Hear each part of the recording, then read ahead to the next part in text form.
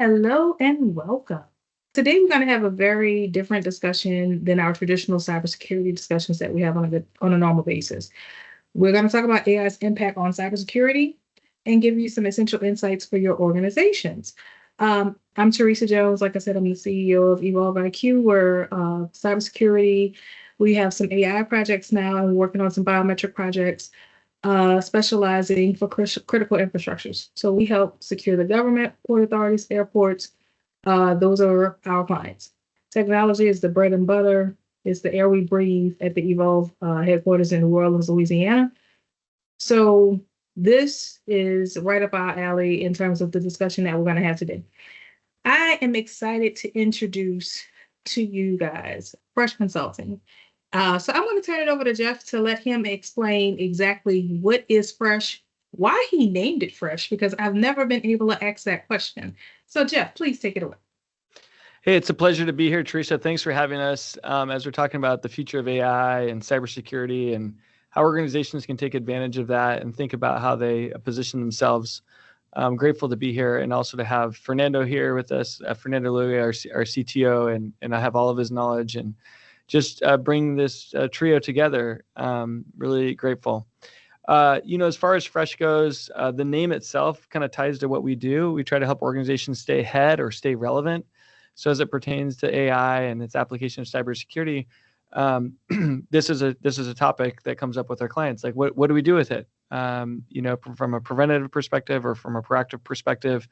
And this is something we do with many technologies. And so we are involved in hardware-oriented product development as well as software-oriented product development. And both of those things have data, they have information, and they have proprietary information where cybersecurity becomes an important aspect of what we produce. So that's a high level. I think some of the stats here, yeah, we've been around for almost 18 years, have about 400 staff, have a few offices, and work with some of the biggest tech companies in the world, helping them stay ahead, and also work with a lot of smaller and mid-sized organizations and thinking about how do we stay relevant and make sure that we're not getting lost with all the change that's sort of constantly creating disruption. So that's the high level. Thank you. Absolutely. And it's so interesting because a couple of weeks ago, a client of mine, a smaller client, a law firm, had some vision and some ideas about doing some things, and I was able to refer him to the team. So I was really, really excited because when we did our quarterly business review this week, he told me, "Thank you so much for introducing me to them. They are so kind, they are so knowledgeable." So I love when, as a consultant, when the clients love the recommendations that you make. So shameless plug, super excited about hearing more about what's going to happen from that introduction. Fernando, please tell us a little about yourself and the wonderful things you're doing over at the Fresh team. Yeah, thanks, Theresa, and thanks for having us here as well. I'm Fernando Luege. I'm the CTO at Fresh, and I come back from a technology and entrepreneurial background. I've been very closely related to fintech and in particular security, around fraud, cybersecurity, money laundering prevention systems, and all that type of different technologies. And also, with a deep background on AI and more the science behind it, I started my career creating algorithms for machine learning and other similar technologies. So really happy to be here and extremely thankful of being participating. Awesome. Welcome. We're excited to have you here to have this discussion as well. Just briefly, we're going to share, this conversation is going to be more around why AI matters in cybersecurity. Of course, I have a lot of thoughts, feelings, and uses for AI in cybersecurity personally as a cybersecurity professional. But this conversation is going to go into even down to threat detection strategies and how we're utilizing the innovation to shape the future of cybersecurity. So what I found was really, really interesting was a contract opportunity that came about a couple months ago. And in the contract opportunity, we were able to, when I saw it, I was fascinated because it was about cybersecurity and utilizing and leveraging AI for a potential client. And immediately I met with the Fresh team because it fascinated me off the bat, because it's like, ooh, this is like putting a kid in a toy store and say, go play and go come back and take everything that you want and build it, and we'll let you have it, and you can play with it as long as you want. To be able to take AI and put it and build out a custom solution for our client, specifically for cybersecurity, is like a dream come true for me. So I was extremely ecstatic to see a critical infrastructure asking for custom AI development within their cybersecurity best practices. So moving forward, I believe that's kind of the way of the future. Not necessarily everything will be custom, but from a visionary and a high level standpoint, Jeff, how do you feel? How do you see organizations really trying to implement AI with their cybersecurity moving into the future? Yeah, it's interesting because what we've seen, especially with generative AI and also the history of AI, is putting intelligence over data and kind of information, right? And trying to make having this intelligence layer, this artificial intelligence layer, over this information, over processes. There's a ton of potential, especially recently, in accelerating the usability of that information. But what we have to recognize is that the information that we're putting intelligence over can also be proprietary, can be unique. And I think that's been a concern with some of the AI engines is, hey, they're just soaking up the world's information. They're creating these large language models, and they're capturing all the world's information. And so much like we use social media platforms, we're kind of sharing information with them, and they're giving us a service in return. When we use some of the general AI engines, we might be sharing information with them. And so what's going on right now is there's a lot of more than half the world, I would say, is using AI right now. And so there's a lot of people that are using these general platforms, and they're doing that with their company information, and kind of so this is the term of sort of shadow AI, versus some of the business licenses that guarantee security around that information. So there's this huge opportunity to kind of leverage AI and automate processes, also put intelligence around your data. But at the same time, there's a concern that, hey, if cybersecurity is around protecting our information, how do we do that at the same time, and consider how AI can help from those regards? So big opportunity, big risk. That I do have to agree with you. It's so interesting because I see so many people when I meet with them, they're terrified of AI. And they're terrified of, like you said, they're thinking everybody's trying to dump all their data into this massive system, and they're concerned about what is coming out of their organizations. So Fernando, could you share a little bit of your thoughts regarding implementing, as a CTO, just say you wasn't at Fresh, implementing AI with security in terms of privacy and data, like the concerns that you would have in terms of the data getting into another organization's hand, especially like your custom and your intellectual property, because I would imagine the Fresh team has a lot of intellectual property and custom things that they would not want anybody to have access to outside of the Fresh team. Yeah. Thanks. And let me perhaps start with a little bit of the implications of AI from a broader perspective in terms of cybersecurity. So what I see and what I envision is that AI as a tool will be utilized for by both sides. The people that is trying to ingress into a system, and the people that is trying to protect the system. And what it is really interesting is that it will raise the bar for everyone in terms of the requirements and the sophistication required for protecting the information or the systems, because of because of this effect of lowering the bar to for anyone in order to how to perform a particular attack. So in terms of volume, I think that we will see an increase in volume, and also an increase in sophistication of the types of attacks that we will be target to. And but at the other from the other side, we will have the most advanced technologies available in history of mankind, I would say, to analyze and stop these threats. So it is not that much about if we will or not to use AI, to protect our companies and our technology and our information from threats, but more about how should we implement AI. I think there's no option in terms of just not utilizing AI from now on. In terms of information, and this is a particular subset, of how do you protect an organization. I think the correct utilization of these tools is paramount. Like, just understanding and defining your strategy first before opening, your information or your IP to these tools in order to extract more value. So, for example, private environments and having a very clear understanding of AI governance and data governance prior to the utilization of any models or tools in particular, that will be one of the first steps that, as a CTO, somebody should consider. Mm-hmm. Awesome. And like, since we're talking about some of the potential challenges, I'm interested in like discussing more about some of the challenges that organizations will face when integrating AI into their cybersecurity systems, but also, as a CEO of an organization, the challenges that we potentially would face with integrating AI in the organization as a whole, not just in the cybersecurity aspect.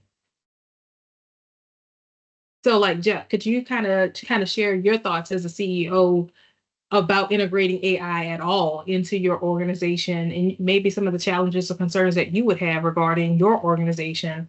I know you're probably a lot more friendlier towards it compared to like some of the people who are sitting on the call, but I'm just curious as to, what did you have concerns when you were doing certain things with your organization? Thank you. Yeah, I think, going back to the shadow AI aspect is like, this goes back to like, imagine the day when like we didn't have collaborative software, or, social, like we started to have social media and people started to get out there, and then like we started to have apps, and then, but there really weren't like business apps. There wasn't really like things. And so people started using these things online with their business information. This is sort of what's happening right now. It's like, as far as like people using AI, everyone's using AI for the most part. Like, and that's a strong statement, but like probably 80% of people in organizations are already using AI. And so foundationally, I think first off, it's like having a business plan where the team can use AI on a safe basis, I think is like a kind of first requirement, because right now the shadow AI is going to happen no matter what. Like people are going to use it no matter what. So I think that's kind of one of the first things I would say is like, as far as implementation, if you can start with like having the notion that when they do use it, they're not sharing information. People don't know that like when they connect they connect folders, or they connect information, sometimes they're accidentally, the AI is accidentally ingesting passwords or other things like that. They're ingesting entire folders, or, they're kind of just pulling that information, and that's commonly happening right now with the shadow AI. So I think it's important that businesses take this seriously and understand that it's going to happen no matter what, that their employees are going to use AI no matter what. That's the first thing. I think second is, once you have like a business plan, is thinking about the information that you want to put the intelligence over, because if AI is the new UI and we can make that information a lot more accessible, then thinking about the information we actually want to use it on is kind of us being more proactive. So that would be one step. The other step is just the processes that it could support, and thinking about what processes do we have that AI could support, and generally, because AI can live over. Because you can put intelligence over any set of information, or you can put intelligence kind of embedded over any process, then it's pretty ubiquitous in its capability. And that's partly why it's taking off so much, is because like once you experiment it and use it, then it sort of becomes like, it becomes a partner to you. It's like, if I could replicate myself, then that would be awesome. But like right now I can, like if I give it the information I know, and I put a brain over that information, a very smart brain, then I can get help, with that work. And so the kind of three things I would to summarize is like, A, recognize people are going to use it, are using it already, get a business plan so that people are doing it in a safe manner versus accidentally kind of sharing your proprietary information. And then think about where you want to be proactive with the data and or in our processes where it can make those things more efficient. At Fresh itself, we've realized this actually does require training, and it does require kind of team by team, like working with our leaders, looking at our processes. We have an overall goal that 50% of our processes are supported by AI this year. Oh wow. And so we are definitely probably maybe more proactive than others, but we're seeing the potential. And one thing that happens is once you have a platform where people can create their own agents, and we can talk about what an agent is, then whatever you proactively decide to push as a leadership team, you'll notice that the team, they'll create their own things. I think it was Moderna had 600 agents, and they didn't plan for 600 agents.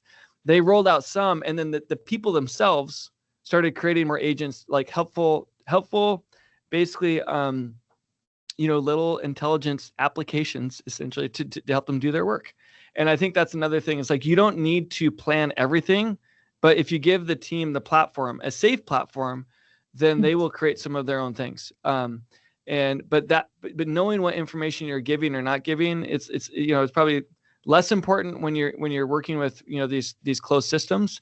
But it becomes critical if you're not working on a closed system, because you don't want people disclosing proprietary information. Absolutely. So you said a couple things that really stuck out. So one of the things is, even though you're saying it's a bold saying that most of the world is using it, I just had some meetings with some executives in the last couple of weeks, specifically around cybersecurity and AI, and we're doing AI readiness assessments, if you will, for their network infrastructures and their employees. And they didn't realize that people were using ChatGPT in their network. They didn't realize certain people had turned on Copilot. No clue as to all of this is happening. And I was explaining to them the very thing you're saying. People are using it whether you realize they're using it or not, especially if it's going to help make life easier. But I would like to circle back to something you just mentioned, because people are starting to see this in the news, agents. And even in the news, and that's how I even heard about United Healthcare with the agents. But we also are hearing in the federal government that they have put, I think, over 15,000 agents or 1,500 agents specifically into 2 federal agencies to help do certain functionalities and features that the people were doing that no longer are there. So I think it would be very important that we can not necessarily define it, but explain more as to what an agent really is. And it could be either of you to share your thoughts on it, because people are thinking chatbots, they're thinking, is it a whole AI solution that's sitting there mimicking somebody? And I would like to bring a little clarity to that, because there are some people also going to be watching this afterwards. And I want to make sure everybody has a full understanding as to what's your definition and what is an agent to the Fresh team. Yeah, I think it's a fair question. Fernando, do you want me to take on that, and then you can add to it? Yeah, absolutely. Go for it. Yeah, I mean, I would back up just a little bit because AI has been around for a long time. And we know AI is artificial intelligence. Okay, that's the first layer. It's artificial, but there's an intelligence aspect to it.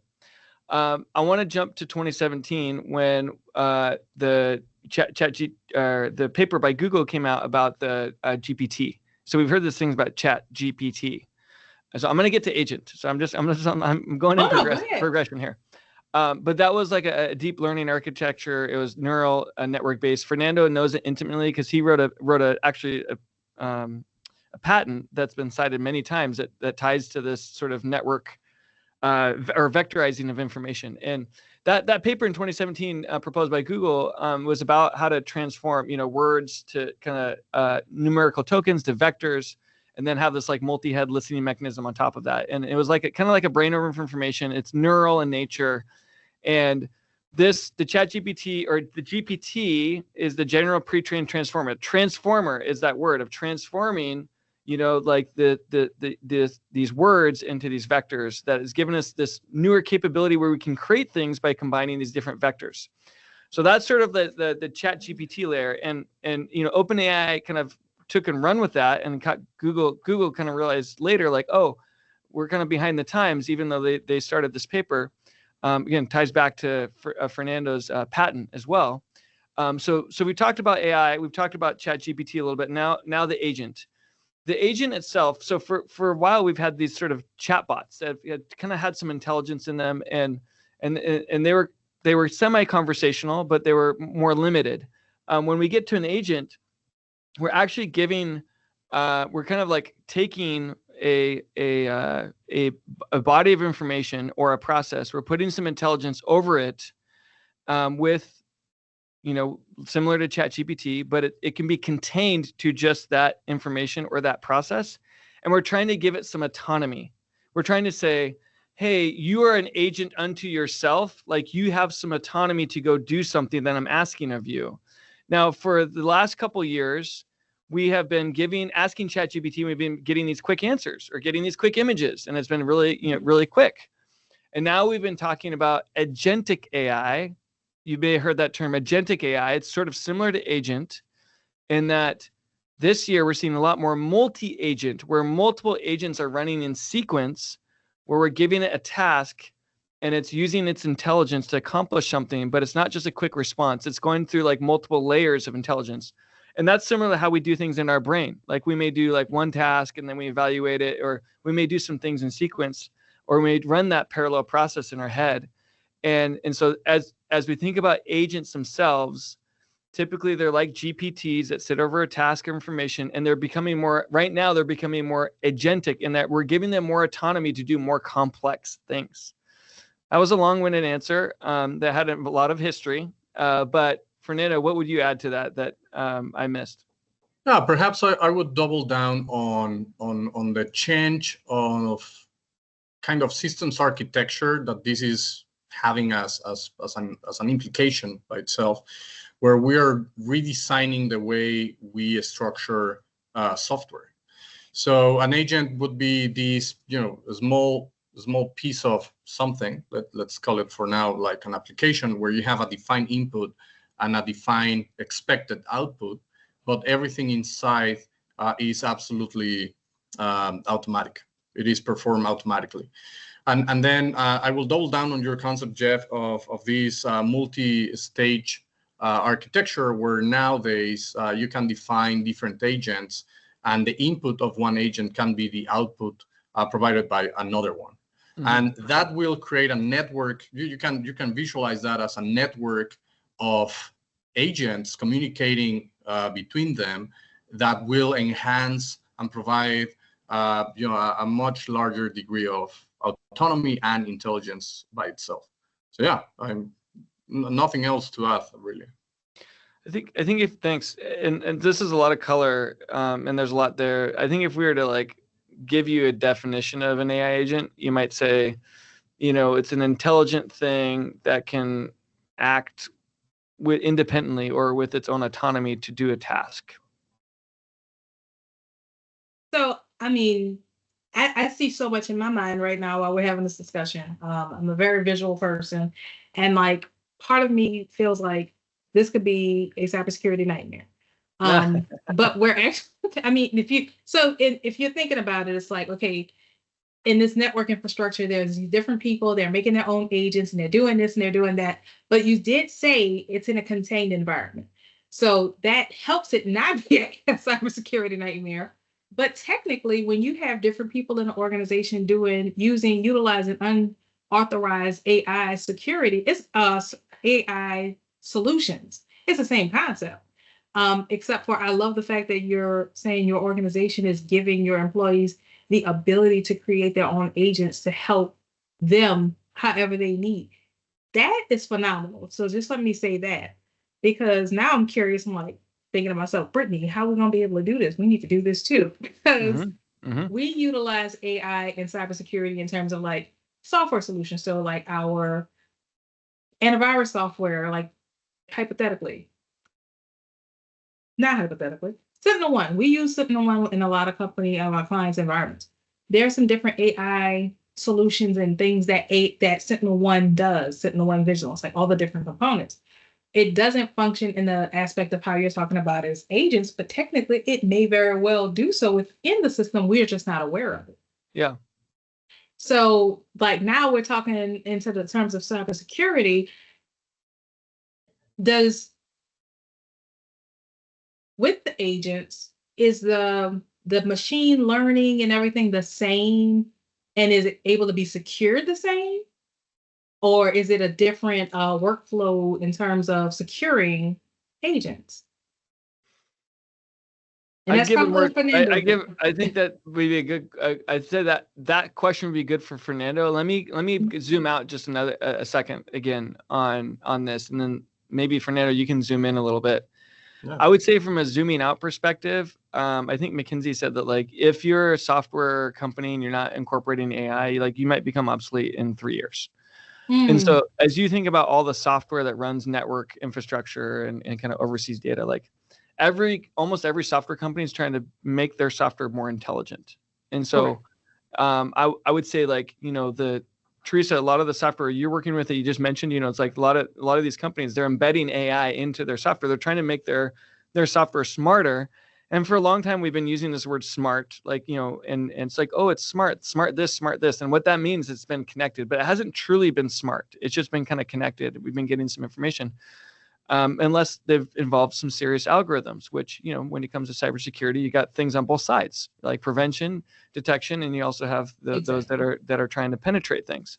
So the ability to penetrate things is becoming a lot more sophisticated. If you can say, hey, I have a series of agents that are going to help me penetrate something, and I want you to go accomplish this task. And I don't know exactly how you're going to do it, but, run a multi-agent process to go help me penetrate this, right? But on the flip side, then, like the software to prevent that is becoming more sophisticated as well. And so like knowing that all software is going to have more AI embedded in it, I think is an important concept. It's not singular to generative AI. Like every software and technology company, I would say that I have seen it's been an enormous, rapid progression, advancement of people adopting this. Whether that's incorporating third-party AI engines or bringing these neural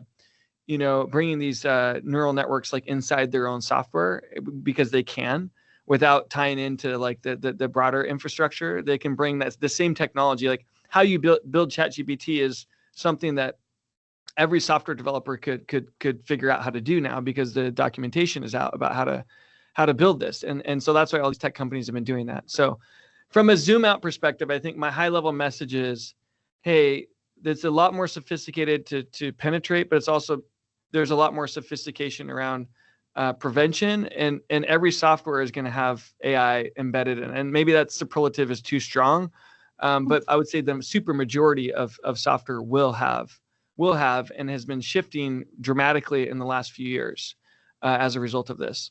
Fernando, what would you add that's kind of maybe a little bit more tailored to her discrete question? Yeah.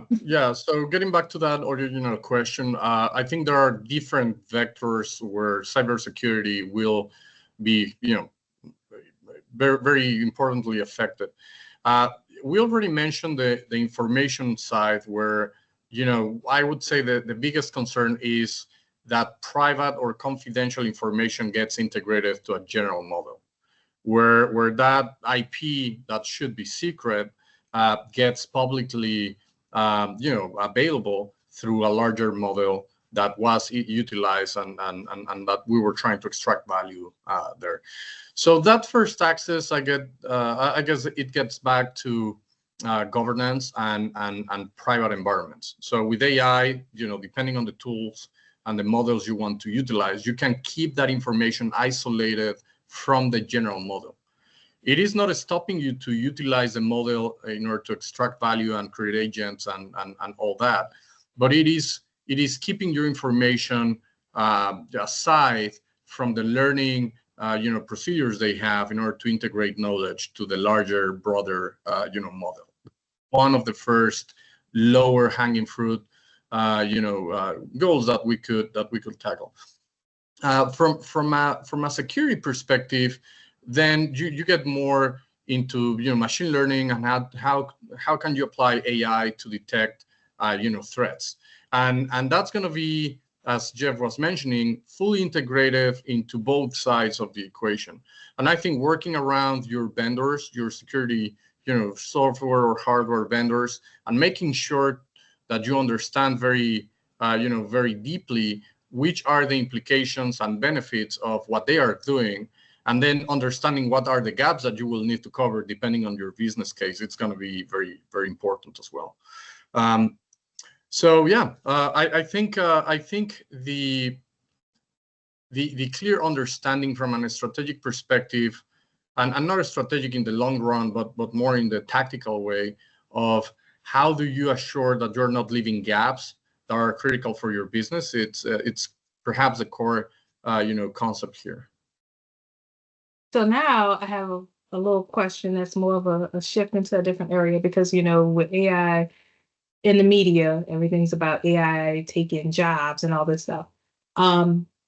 We do have to, just like this short conversation, clearly we understand that there's some automation that can happen in cybersecurity when it comes down to utilizing and leveraging cybersecurity solutions that have AI in it.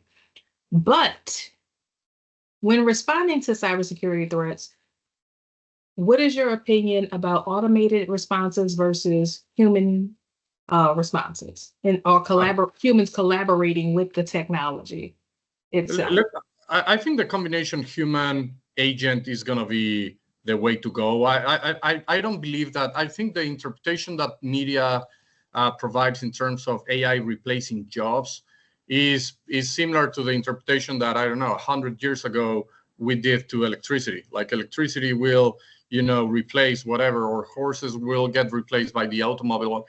I mean, it is a new tool that will push us to a much more efficient levels, and will allow humanity to get to places where we haven't been, but it won't replace the human as this intelligent orchestrator and extremely capable and flexible and creative entity.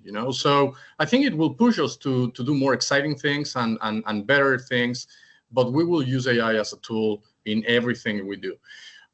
Let me put you an example in the line that you were suggesting. So, for example, cybersecurity, log reviews. So all the information that all the systems create in terms of logging the activity, and based on that, trying to prevent, misuse or breaches or whatever. It is nowadays humanly impossible not only to deal with the volume that logs produces, but also to understand the complexity of the patterns that you can find there. But an agent is a perfect example of a tool that can be used to, one, increase the bandwidth of the amount of information that you can process, and also increase the complexity of pattern recognition that you could apply in a particular problem. Based on that output, then a human can apply all the expertise on how to improve the overall security of a particular system. So that is a perfect example where an agent having a more human-like interface and the capacity of processing larger volumes of information will increase the performance of a human responsible of the security of a system. So I like that response, because I tell people all the time whenever I do talks. I did a talk over the weekend in New York, and I was very specific that I love robotics, I love AI, but you still need your humans. Humans have its place in the middle of all of this, and that I don't foresee, people in tech losing their jobs because of the simple fact you absolutely need the human to help interact and guide in this process. I have some thoughts there when you're done.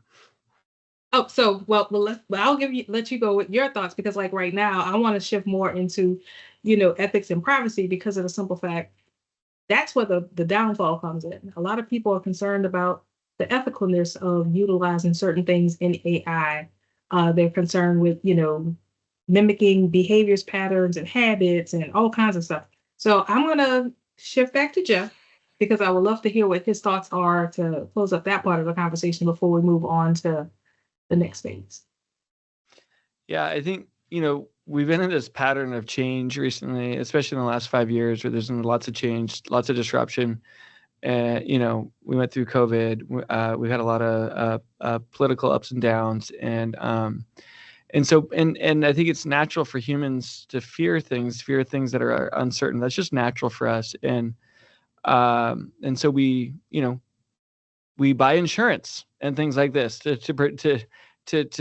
prevent the things that we fear. I would say when it comes to AI, we have the same thing. There's a lot of change happening, a lot of change that could happen, and we fear it in general. And just to give an analogy, humans feared the computer, I would say the same way we fear AI today. And the reality was the computer dramatically changed work. We have 4-to-1 knowledge workers versus manual laborers today. Not as many people do manual jobs. And a lot of that's to do with the computer. But look at all the jobs that were created and all the work that was created as a result of the computer. And so there's something called the Jevon paradox, and it goes back to the 1800s. But the paradox is that when you make something more efficient, and we're worried about this with AI, right? We're going to make things a lot more efficient. We're going to replace ourselves. The paradox is that when you actually make something a lot more efficient, you actually create more demand. And an example of that would be like a highway. And I was told this recently from Jason Thain, a friend of mine. He was saying, and he runs a company that also helps with AI. And he was saying, you put in a new highway, and that's a lot more efficient to get certain places. But what happens is people actually start creating more houses maybe farther out because it's a lot more efficient to get to where they want to go. And so eventually it actually creates more demand. It actually creates more demand because of this highway. I would say that, the smartphone would be a similar thing. It's like, oh, we had smartphone, we had all these apps that created all this efficiency around things that we can retrieve. Did it create more demand or less demand? I would say, it, actually created more demand. Did it create less jobs or more jobs? Probably created more jobs. And I think in the lull of change, there's actually can be a loss of jobs. There's a transition effect. It's like, when automobiles came around, there weren't, the wagon wheel makers, there weren't as many wagon wheel makers, and that's painful. And I would say it's the same thing for manual laborers with computers and some automation. We've had these, there is painful when there's change, but as far as overtaking humanity or the fears over that and the role of the human, it's like the human might become a lot more important in the age of AI, and our natural skills, our best strengths might get highlighted, not the rote automated things that we do that don't give us meaningful interaction, which we noticed during the pandemic. There was a lot less people going back to those jobs which weren't meaningful.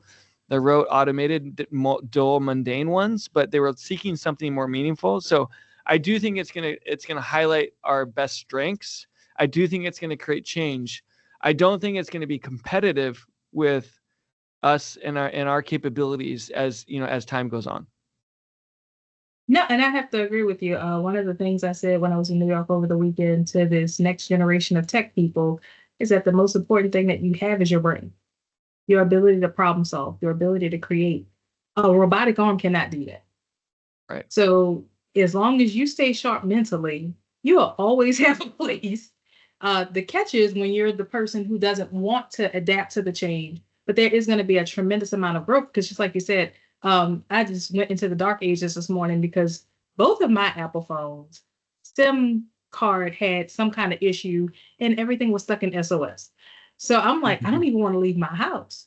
Now, mind you, I'm in my 40s. So I remember in the 90s when I got my first flip phone in 1999 and I had a pager and a sidekick and we could leave the house with no phone and not have a care in the world because we didn't know that we needed a phone. But now in 2025, I don't want to hop in my truck and ride anywhere without my phone. Right. And we're talking 40, not even 40, like a 25 to 30 year difference. And the world has changed so much drastically that the need for phones has created more carriers. It's created more companies needing more employees. So I see that expansion that you're talking about. It's going to create, it may have like a little a dip, but it's going to branch off like a tree and create so many new fresh things that we're going to need, pun intended. But I'm just like really excited to hear your thought process on it because a lot of people are terrified and people are generally always are terrified of things they don't understand or know. Right. And we tend, I hate to say it, we computer people tend to run towards it And the rest of the world's like, I'm not touching that. And then when you explain to them, you've been using AI with Siri on your phone for how many years? And you don't realize it because you don't call it AI, you call it Siri. Right. So, and when you say it like that, it's like, oh, well, I guess it ain't that bad because we have been using it. When you've been playing with your speakers at the house and you doing all of these things that are AI related, but you don't see it as that because to you it's just a speaker. Right. So I'm excited to hear, the growth and the expansion. I believe that will come just as you from these changes. To talk a little bit about the ethics and the privacy of it all, I'm curious as to what both of your thoughts in terms of considerations that organizations should take in account when using AI for cybersecurity. Yeah, Fernando, do you want to start on that one? Yeah, for sure. So I think the first aspect will be identity protection. So something that will, that already changed, but that will sophisticate much more is identity theft, like, deep faking, biometric faking, etc. So being very conscious about the information that we gather from our users, how do we store and how do you implement that information into models to protect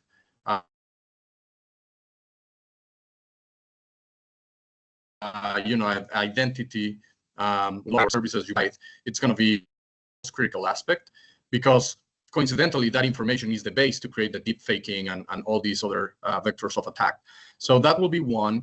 Additionally, I think the correct management of information that needs to be protected within the integration of the models that we already talked. In particular, technical documentation, it's critical. If you're using, for example, infrastructure as code and you're treating all the deployments of security systems as code, then that code needs to be, not integrated to any particular, open model. It will be like the example that Jeff was mentioning before on having the passwords on a doc document that later on gets integrated to a model. So that level of practices needs to be very clear and implemented. And by no means I'm suggesting not using AI to create the scripting for infrastructure management, but you need to keep those as part of your overall IP protection strategy. That will be another important aspect to consider. Jeff, would you like to mention any other that comes to mind? Yeah, I think as we think about this issue, I think there's best practices when it comes to privacy, and we've talked about some of those already, just in a general sense. But I think that this is a real superpower that's going to change the world in the next 2 years. 10 years, but also change is happening. Dramatic change will continue to happen in the next 2 years. It's not a 10-year cycle. It's just that change in all things takes time. We're just seeing a really big acceleration in change and disruption, and AI is at the center of that. When it comes to ethics and privacy, I think one of the things that people think about is like, well, we got to have some new regulation around this, and I think that's true. It's like any superpower needs some regulation around it, especially when it comes to impersonation. Because if you can impersonate people and voice, and you can do that in a sophisticated sense, then we need to have governing regulation that still enables trust. And trust is at the center of business, it's the center of economies, it's the center of countries, country to country. And so I do think there's room for regulation as we think about impersonation, and we need to be careful with that, because on the cybersecurity end, we know there are already the people that don't care about those regulations or about those laws. We have cybersecurity threats because people don't care about that, right? Exactly. They are already impersonating. Like I have had people leave a voicemail in my voice, trying to get some funds. Do a fund transfer, right? And we've already seen the deep fakes. And so I do think regulation around that is important. So we can consider the ethical aspects to try to the trust that drives our our economies and our relationships. And that would be my kind of high level statement. I think from a privacy perspective, this goes back to like, do you have a plan? Do you actually have a business plan that guarantees privacy? Are you discussing with your teams, like, how, do you have your own policy? And if you don't have a policy around AI, you can get our help. You can also get AI's help. AI will actually help, the AI engines will help you come up with a policy too. It's not that hard. So that would be my suggestion there. One additional comment there is that not everything needs to be new and kind of reinvented. We already have so many principles that are applicable to AI. For example, fingerprint recognition. It is 30 years old, 40 years old, and from a digital perspective, it is well understood. It is well defined that you don't need to, for example, store the fingerprint image, but just the characteristics in order to recognize and compare a future image of a fingerprint. It happens the same with AI. I mean, you don't necessarily need to store the raw data or integrate the raw data into a model. You can take the important aspects, vectorize them, and create more anonymous approaches to that will provide the same results, but won't put you in the same level of exposure. Yeah. So revisiting those principles and trying to understand how those governing laws and governing rules can be reapplied to a new tool could be very valuable for an organization. And it not necessarily won't represent like a huge investment. It's just time and well-focused thinking. Absolutely. And it's interesting because with me working with critical infrastructures, I didn't realize how fast we would have to start addressing deepfakes in local government, with port authorities, with airports. And it's become extremely important to the tune of, we have several organizations that have installed deepfake technology in their security systems to make sure on cameras and on audio recordings and video, monitoring social media. Like, it's a real thing, and people just think it's like, people doing it for fun, but they're doing it for criminalistic behavior. Like, it's unfortunate that somebody would mimic Jeff to, get money. But we see that every day, each and every day. And I'm just curious, because I know we're about to be out of time, but I do want to talk a little bit about like the role that AI is playing in securing emerging technology. So like when I say emerging technologies, IoT, 5G, blockchain, because as AI increase, all of these technologies are going to have more AI in them. So I think it's going to be interesting on how we are going to secure them futuristically, because of course, at this point, we're going to need AI to combat AI. But what are your thoughts about the role that AI is going to play with securing these emerging technologies as they grow and emerge? Yeah, if you let me, Jeff, something that is extremely interesting about that question is that you're talking not only AI from a software perspective, but also the hardware implications that will have. Because you can be very intentional on putting AI into a camera, for example, but if you don't have the hardware resources in order to process information locally or whatever other hardware requirement, you won't be able to do so. So what we're seeing in that space is a huge and profound transformation on the systems architecture from a hardware and software perspective in smaller devices. And from a concept perspective, it is taking AI further down the frontier line or the last mile, and what I would define as AI, like locally being processed, locally implemented AI models. And it's hugely important because it's going to be like a smaller version of what the larger model can do and have. And the ability of define, which going to be the features and information or pieces of the model that you put on the hardware, and how do you select the hardware if you're integrating something existent, it's going to be critical. A good example are cameras. Like, are you implementing facial recognition in the camera, or you will just transferring the data to a central location and then doing the video recognition there?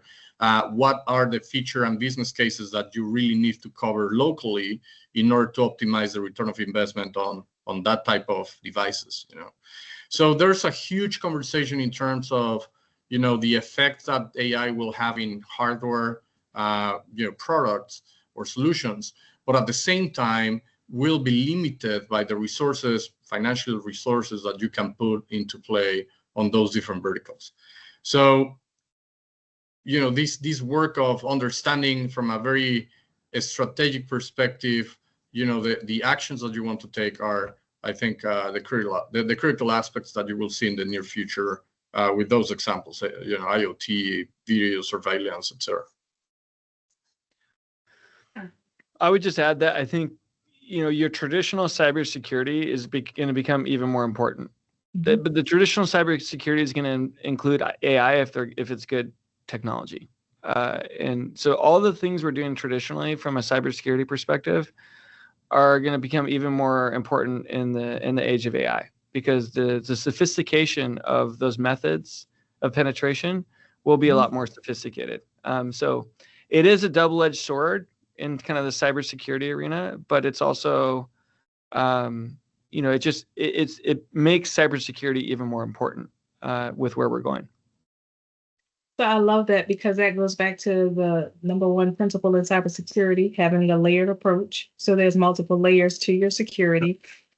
Before we close out, I would love to have last words and thoughts from each of you to the audience and the people who will be watching this later, specifically around cybersecurity and AI, from you to them. I would add, I think we're in a unique period of time. This is the biggest thing since the internet, and I think it's important to have a plan. I think it's important to experiment personally so you understand it. I think as a business, it's important to have a plan. And I mentioned this before, cybersecurity becomes more important. But I think the power in our fingers right now, we're talking about, principles like intelligence, principles like agency. These are human principles, and they're important to us. It's like magnifying ourselves, so that even our own selves, like we're more competitive in like how we do things, or how we lead, or how we do our work. So I think this is something to pay attention to work on, to experiment with, to have a plan around, because it's not going away. It's not going to become less important. It's not going to be another fad. Like we kind of looked at the metaverse, like, no, this is going to change the world. And we want to be someone who is more proactive, thinking about how we stay ahead, how we stay relevant, versus, sticking our head in the sand and thinking that, like it's just going to be another thing that washes over. And if you let me add to that, thought, Jeff, we talk about this replacement of the workforce as a very abstract thing. But if you're a technology leader and you're facing this change, and you don't want to change people, how will you make sure that your team has all the tools and moves fast enough and gathers all the resources needed to be the best team with these new tools? Because otherwise you will be the one that will need to replace those people. This change won't come from the ether. It will come from leaders replacing teams because of a reason. And sometimes that reason will be the inability to keep up with the change. So as a leader, you need to make sure that you will be able to support that change within your teams in order to extract the most value out of, the AI tools, but also from your personnel. So I actually absolutely love both of your closing remarks. And now I want to go listen to Eric Clapton change the world, because I really do believe AI is going to change the world in different ways, as Jeff is explaining. And also, as a leader in organizations, this was really good information for them to understand. From a leader's perspective, you do want to make sure your team is educated in the technologies that you put in front of them, because that's very important. And a lot of people just think, hey, you can learn it as you go. But if you don't know the current technology and then you're going to add AI on top of it, those people will be behind. So it's very important that, you get buy-in, you have the plan like Jeff is talking about.